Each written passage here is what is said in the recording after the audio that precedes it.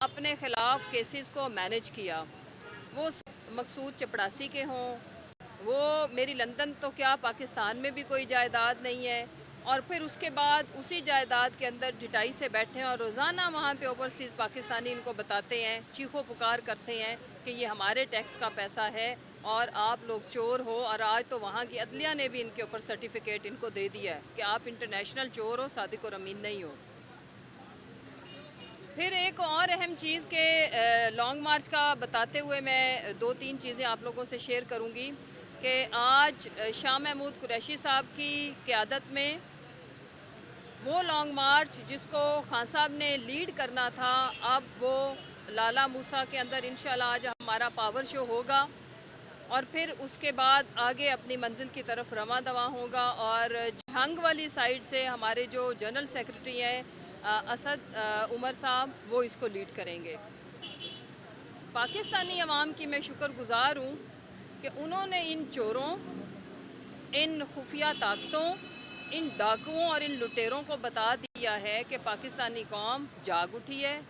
गैरतमंद है, वो किसी से भी नहीं डरने वाली। आप जितना मर्जी जुल्म आजमा लो, लेकिन वो अपने हक के लिए,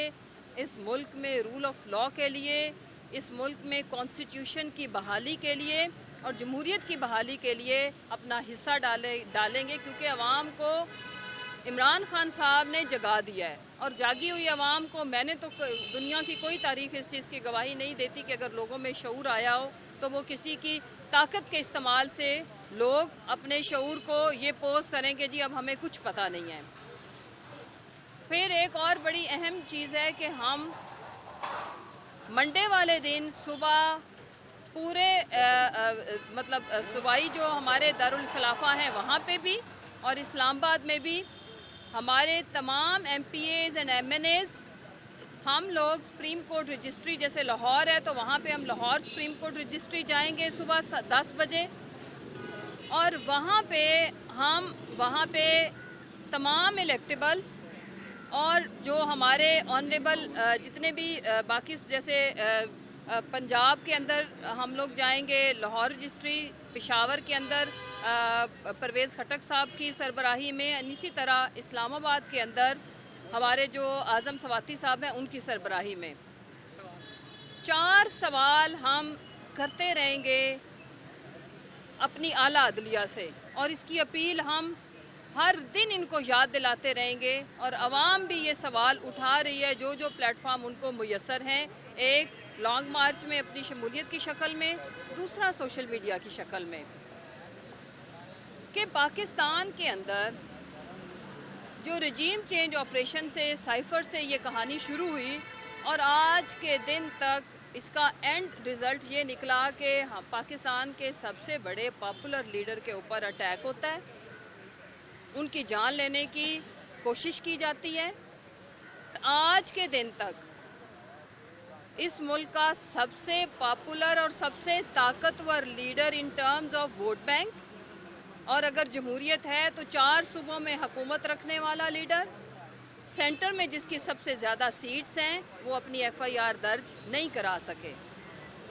तो ये इस मुल्क में इस तरह तो बनाना रिपब्लिक में भी नहीं होता। हम एटमी ताकत, हमारी दुनिया की तीसरी चौथी बड़ी फ़ौज, हमारे मुल्क में अदलिया के ऊपर जो हमारी कॉस्ट आती है उसमें हम टॉप 10 में आते हैं, और जो जस्टिस की फरामी है उसमें ये इंटरनेशनल रैंकिंग है, उसमें हम तकरीबन माशाल्लाह 100 मेरा ख्याल है कि लोएस्ट कैटेगरी पे 179 पे मेरा ख्याल है खड़े हैं। लिहाजा